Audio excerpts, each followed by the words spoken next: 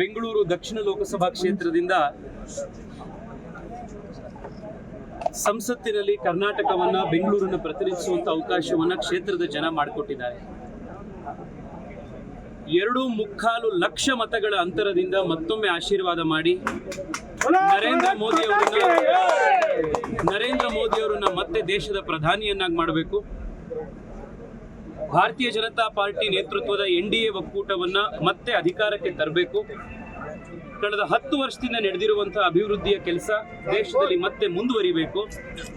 ಮತ್ತೆ ತೇಜಸ್ವಿ ಸೂರ್ಯ ಕರ್ನಾಟಕದ ಧ್ವನಿಯಾಗಿ ಪಾರ್ಲಿಮೆಂಟ್ ನಲ್ಲಿ ಕೆಲಸ ಮಾಡಬೇಕು ಅನ್ನುವಂತ ಆಶೀರ್ವಾದವನ್ನ ಕ್ಷೇತ್ರದ ಜನ ಮಾಡಿದ್ದಾರೆ. ಲೋಕಸಭಾ ಕ್ಷೇತ್ರದ ಸಮಸ್ತ ಮತದಾರರಿಗೆ ಇಂಥ ದೊಡ್ಡ ಬಹುಮತದಿಂದ ಮತ್ತೊಮ್ಮೆ ಆಯ್ಕೆ ಮಾಡಿರೋದಕ್ಕೆ ಭಾರತೀಯ ಜನತಾ ಪಾರ್ಟಿಯ ಎಲ್ಲ ಕಾರ್ಯಕರ್ತರ ಪರವಾಗಿ, ಎಲ್ಲ ನಮ್ಮ ಶಾಸಕರ ಪರವಾಗಿ ನಾನು ಅವರಿಗೆ ಮತ್ತೊಮ್ಮೆ ಶಿರಶಾಷ್ಟಾಂಗ ನಮಸ್ಕಾರ ಮಾಡಿ ಅವರಿಗೆ ಕೃತಜ್ಞತೆ ಅರ್ಪಿಸ್ತಾ ಇದ್ದೀನಿ. ನರೇಂದ್ರ ಮೋದಿ ಅವರ ನೇತೃತ್ವ ದೇಶಕ್ಕೆ ಹೊಸ ಶಕ್ತಿ ಕೊಟ್ಟಿದೆ. ಅವ್ರ ನೇತೃತ್ವದಲ್ಲಿ ಕಳೆದ 5 ವರ್ಷ ಸಂಸದನಾಗಿ ಕೆಲಸ ಮಾಡಲಿಕ್ಕೆ ಅವಕಾಶ ಸಿಕ್ಕಿದ್ದೆ ನಮ್ಮ ಜೀವನದ ದೊಡ್ಡ ಸೌಭಾಗ್ಯ.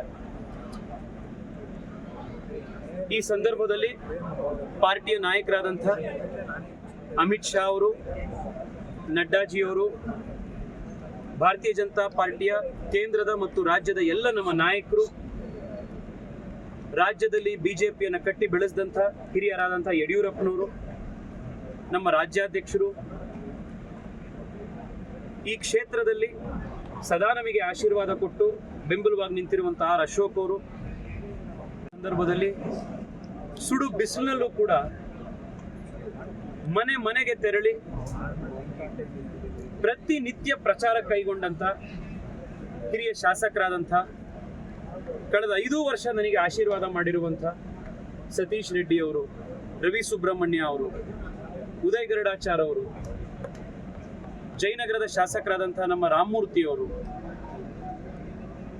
BTM ಮತ್ತೆ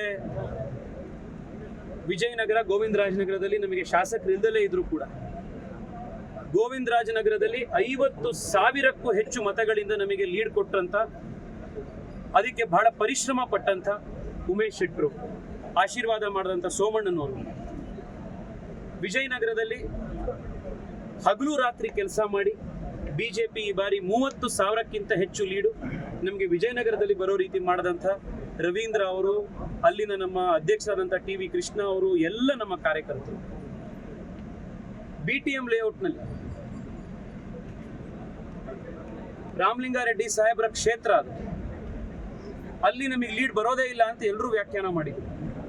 ಅಂಥ ಕ್ಷೇತ್ರದಲ್ಲಿ ಹಗಲು ರಾತ್ರಿ ಪ್ರಯತ್ನ ಪಟ್ಟು ಬಿಜೆಪಿ 10-12 ಸಾವಿರ ಮತಗಳ ಲೀಡನ್ನ BTM ಲೇಔಟ್ನಲ್ಲೂ ಪಡ್ಕೊಳ್ಳಿಕ್ಕೆ ಪ್ರಯತ್ನ ಪಟ್ಟಂತ ಶ್ರೀಧರ್ ರೆಡ್ಡಿ ಅವರು, ಎಲ್ಲ ನಮ್ಮ ಪ್ರಮುಖ ಕಾರ್ಯಕರ್ತರು, ಬಹಳ ಜನ ಅದಕ್ಕೆ ಪ್ರಯತ್ನ ಪಟ್ಟಿದ್ದಾರೆ. ಇದಕ್ಕೆ ಒಬ್ರು ಇಬ್ರು ಅಂತ ಹೆಸರು ಹೇಳ್ತಾ ಹೋದ್ರೆ ಅದಕ್ಕೆ ಕೊನೆನೇ ಇಲ್ಲ. ಎಲ್ಲ ನಮ್ಮ ಮಾಜಿ ನಗರ ಪಾಲಿಕೆ ಸದಸ್ಯರುಗಳು, ನಮ್ಮ ಕಾರ್ಯಕರ್ತರುಗಳು, ಸಂಘ ಪರಿವಾರದ ಎಲ್ಲ ನಮ್ಮ ಕಾರ್ಯಕರ್ತರು, ಎಷ್ಟೋ ಜನ ವಾಲಂಟಿಯರ್ಸ್ಗಳು, ಪಾಪ ಅವ್ರು ಯಾವ್ರು, ಅವ್ರ ಹೆಸರು ಏನು, ಎಲ್ಲಿದ್ದಾರೆ ಏನೇ ಗೊತ್ತಿರಲ್ಲ. ನರೇಂದ್ರ ಮೋದಿ ಪ್ರಧಾನಿ ಆಗಬೇಕು, ದೇಶ ಮತ್ತಷ್ಟು ಪ್ರಗತಿ ಆಗಬೇಕು ಅಂತ ಒಂದೇ ಉದ್ದೇಶದಿಂದ ನಿಸ್ವಾರ್ಥವಾಗಿ ಒಂದು ಕೆಲಸ ಮಾಡಿದಂಥ ವಾಲಂಟಿಯರ್ಸ್ಗಳು, ಮಾಧ್ಯಮದ ಸ್ನೇಹಿತರು, ಪೊಲೀಸ್ನವರು, ಪ್ರತಿಯೊಬ್ಬರು ಈ ಒಂದು ಚುನಾವಣಾ ಗೆಲುವಿನ ಹಿಂದೆ ಅವರವರ ಒಂದು ಕೆಲಸ ಮಾಡಿ ಸಹಕಾರ ಕೊಟ್ಟಿದ್ದಾರೆ. ನಿಮ್ಮೆಲ್ಲರಿಗೂ ಕೂಡ ಧನ್ಯವಾದಗಳು. ಈ ಚುನಾವಣೆ ಮಾಧ್ಯಮಗಳಲ್ಲೂ ಬರ್ತಾ ಇತ್ತು. ಬಹಳ ಒಂದು ಟೈಟ್ ಎಲೆಕ್ಷನ್ ಇದೆ, ಬಹಳ ಕಡಿಮೆ ಅಂತರ ಆಗ್ಬೋದು, ಕಾಂಗ್ರೆಸ್ ಇಲ್ಲಿ ಅಚ್ಚರಿ ಗೆಲುವನ್ನು ಸಾಧಿಸಬಹುದಾ, ಹೇಗೆ ಏನು ಅಂತೆಲ್ಲ ವ್ಯಾಖ್ಯಾನಗಳಾಗ್ತಾ ಇತ್ತು.